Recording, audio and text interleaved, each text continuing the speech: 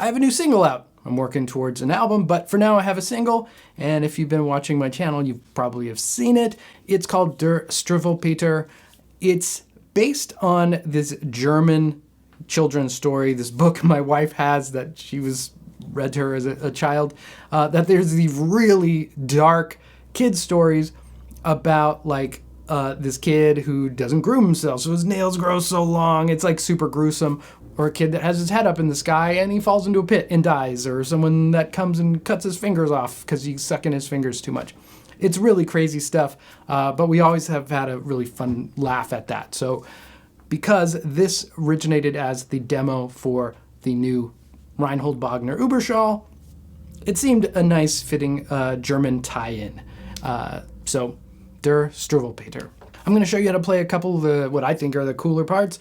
There are links to the single if you want to listen to it, if you want to buy it, but you can just listen to it. Can you even buy music anymore? I don't know. You can just go to Spotify and check it out. And there you go. I forgot to mention, for the recording of Der Struwwelpeter, I made a new IR pack, which is based around the Vintage 30 and the G12 T75. So it's a really nice alternative to my other pack, which was really, it's more like a greenback-y kind of vibe. And this is much more Vintage 30, and it's a little tighter and it has more like mid-range punch, great for, you know, low-tuned heavy kind of stuff. So check a link below because I have that at website that you can pick up if you like. They sound really good. I'm just saying. I am totally biased, but they are awesome. All right, I'm plugged into the Wagner Überschall Ultra again. There it is. And this is the opening of Der Struwwelpeter.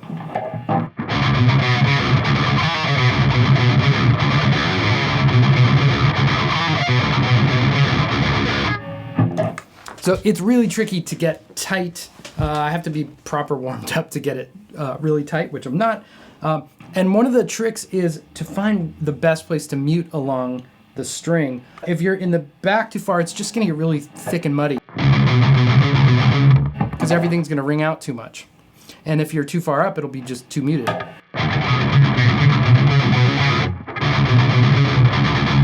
So maybe just like more mute the low string, and then so it's like drop D, but we're in C sharp. So more mute that, so you could really make the 7th here punch out. So I'm jumping between the open string and the 3rd and 5th fret. So that's the opening.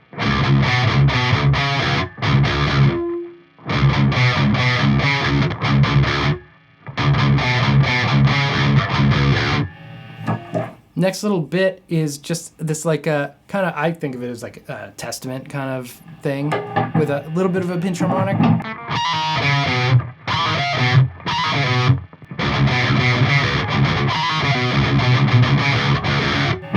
And then the harmonies come in. Woo! I'm gonna punch in this little lick here, which I forgot to show. That is open string. Again, I'm in drop D, so it's open string on the lowest. And then I'm just hammering on the 3 and 5. Then I do it the same thing on the A string.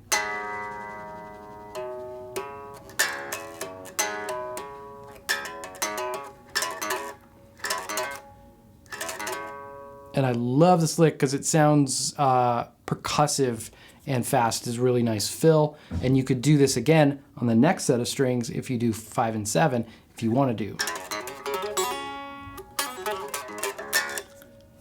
Now the sort of signature lick for this song is this descending thing. And it's jumping between like harmonic minor and this just Aeolian. I'll run you through this. So it starts on the B string, the 2nd string, on the 5th fret, and you kind of have to use your ring finger. 5, 6, 5, 3, pick and then hammer on and pull off. So it's kind of a simple thing you should have under your fingers because it sounds fast and it's pretty easy to do. So it jumps from there, 5, 6, 5, 3, and then we go to the next string down, the G string, on 6. That's where the sort of harmonic minor comes in, because you're hitting the major 7th below the root. gives it that cool kind of exotic flavor.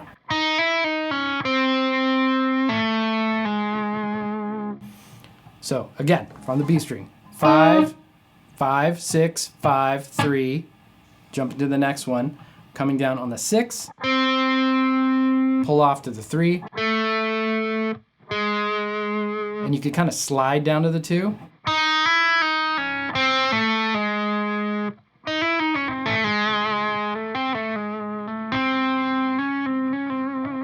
So you could get all like kind of George Lynchy. Then it goes to sort of a more straight ahead minor scale. We're at 3, 5, 3, 2, going down to the next string, 5, 3, 2. That's pretty simple.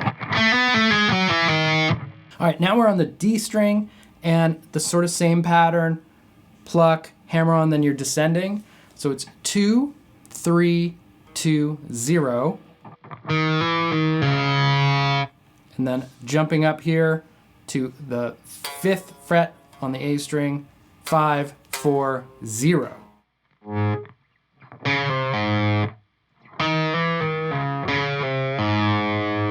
So I'm hitting the same note twice, but because it's going fast, it doesn't sound like it.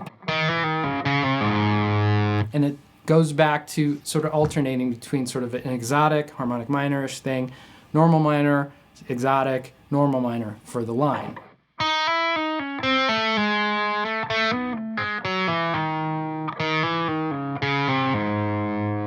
So this last little segment is just a descending quick thing, 5th fret, 3rd, 2nd, and then to the lowest string, 5, 3, 2, 0.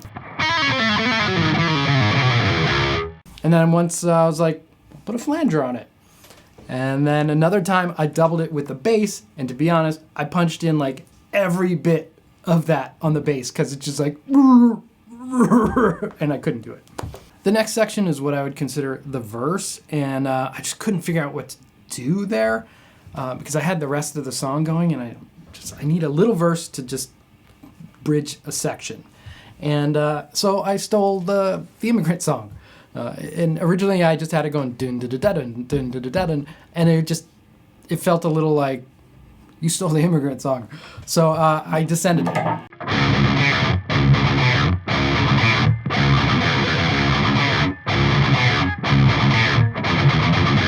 And it's just again pedaling the low note with the drop, sort of C sharp drop D tuning. And I'm going from the root, just going down the scale. It's like 5, 3, 1, and then on the lowest, 3, 0, 2, 3, 0. This is sort of the main like chorus riff for the song. And it has to sort of open up. You can't just keep going the whole time, or it doesn't feel like it has a chorus.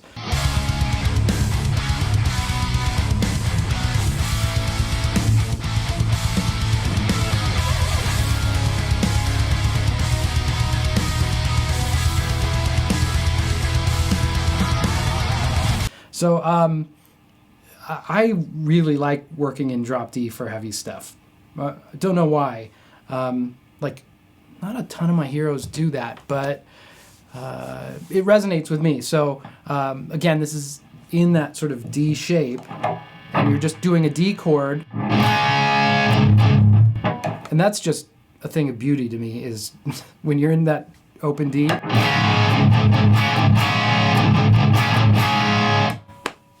That's the awesomest sound for me.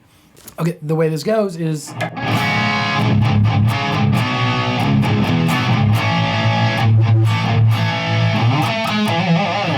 Inside of a song, I like to have connections, so slight variations, slight echoes of something. Otherwise, I feel like it just becomes riffs strung together. So because it's already instrumental guitar music, and I get bored with it really quickly, and I also can't just do like a Joe Satriani solo through the whole thing, and it's like awesome.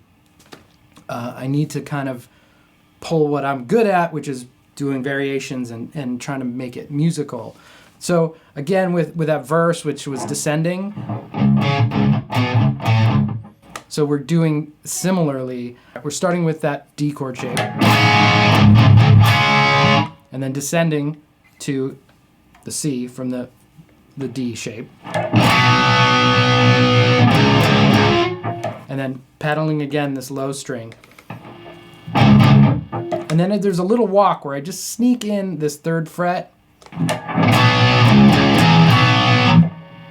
which just little things to make it less boring.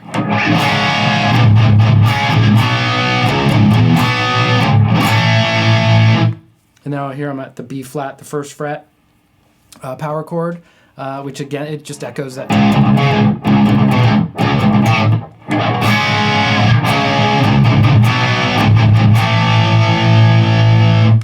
And then there's this little turnaround,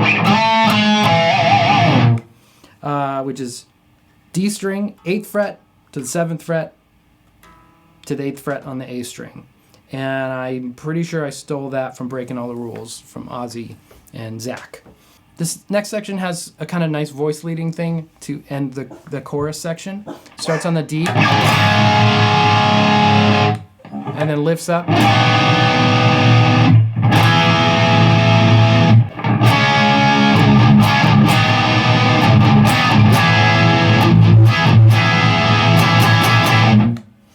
So what that is it's still the same C chord for that 2nd chord.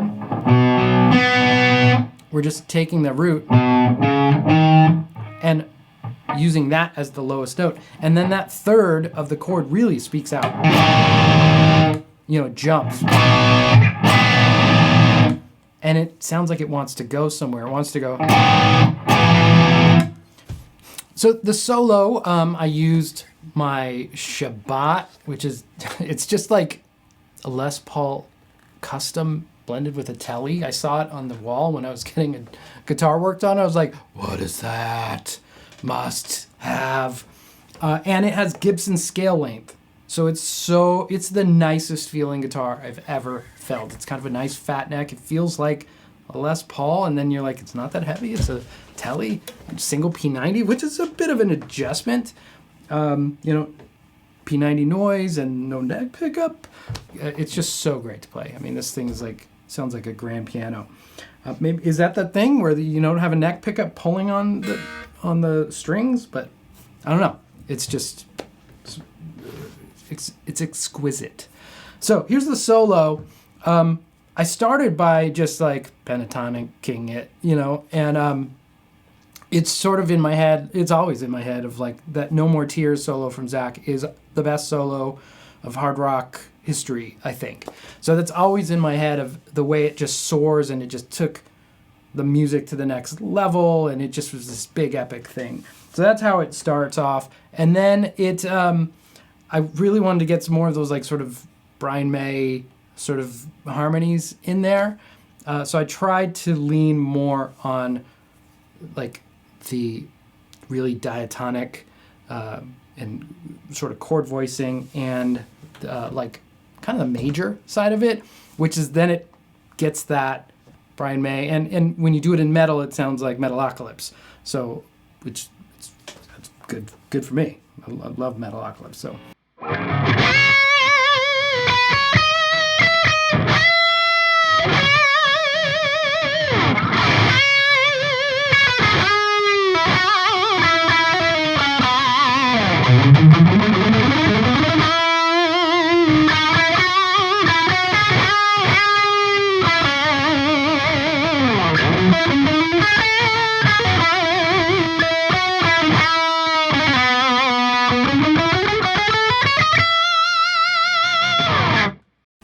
So I'm really happy with the arc of that, even though there's not like a lot of flashy stuff. There's just one little transitional bit, and it's because I was stuck down here and I'm like, oh, I gotta get back up.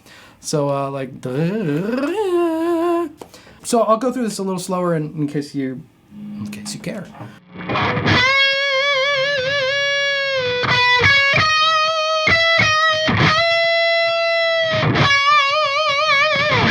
So that's really pentatonic box, you know, in the D shape, bending up from the 13th fret to the, and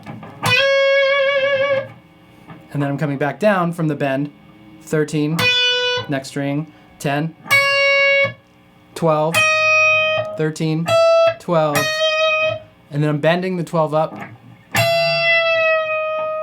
pulling down. And instead of going to here, because I never really figured out how to vibrato that great on one finger. It's a little weak.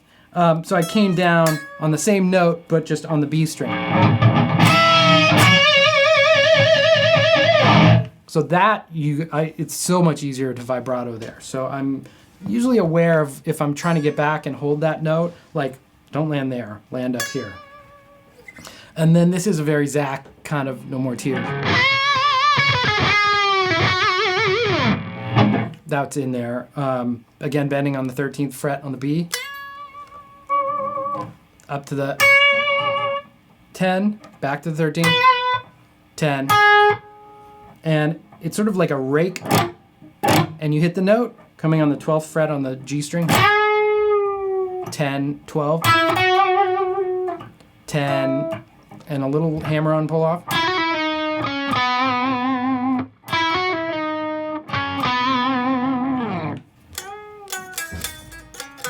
So I think when I was recording the solo, I ended up going down,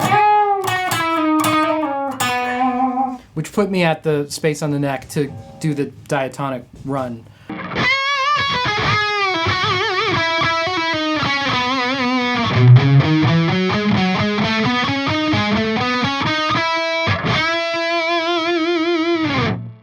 So that starts on the A string, the 3rd fret, 3, 5, 7, D string, 3, 5, 7, and then we shift up a position, 5, 7, 8, next string, 5, 7, 9, shift up a position, 7, 8, 10 on the D string, and then 7, 9, 10. And I'm trying to get to this F note, this 10th fret on the G string, but I'm already there. So I don't want to go, because that sounds a little lame. I think it sounds, there's this like Marty Friedman half-step bend thing that he does that always sounds so cool to me. So I kind of snuck that in there.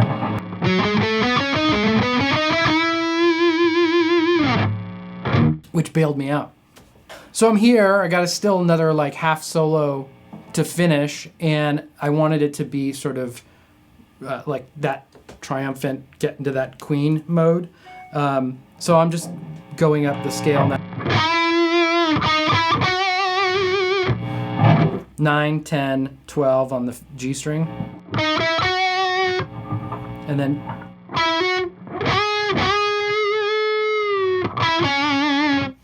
a little back to the blues box, but it still progresses up the scale.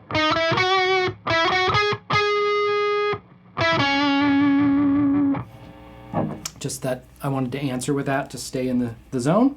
A little bit of voicing this chord here. I don't want it to feel dark and minery here, so I want it to feel sort of majory. So that's on the D string, 10, jumping to the G string, 10, and landing on the D string, 12.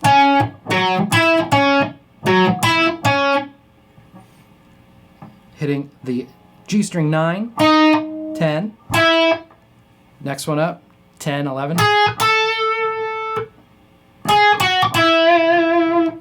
coming down, 10, G string, 12, 10,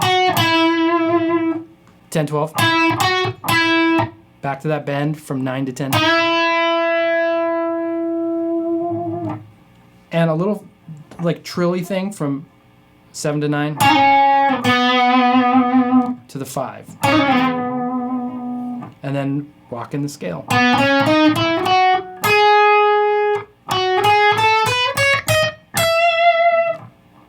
G string, 5, 7, 9, B string, 6, 8, 10. Shifting up, 8, 10, 11. Last string, 8, 10, 12. 13, which lands on the root, which sounds satisfying and sort of like national anthem-y kind of thing. So that's it, Der Struwwelpeter, this weird guy. And yeah, please check it out. I have more music that will be coming. Oh, I didn't mention too, like when I do the heavier stuff, I'm always going jazz 3 to get a more precise cut. My normal pick is the orange Dunlop ToneX, which is like a .60, I think. And it just doesn't have the fast attack. And to get some of the angles, the regular pick is, I just feel like I'm using a tortilla chip at that point. And then conversely, if I'm gonna try and do something kind of classy or pop or something like that, this just feels too precise and everything is very like king, king, king.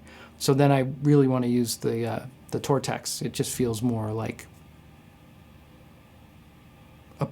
feels more appropriate to the music. So don't be afraid to switch your pick, you know, if you have to. You just have to keep a bunch of picks around.